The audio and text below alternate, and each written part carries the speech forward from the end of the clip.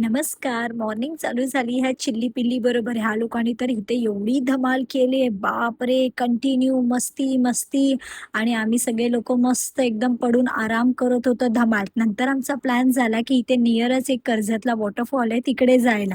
पण गेलो होतो वॉटरफॉल बघायला आणि बापरे! एवढं लांब होता वॉटरफॉल, की आमचा प्लॅनच मध्ये कॅन्सल झाला आणि परत आलो.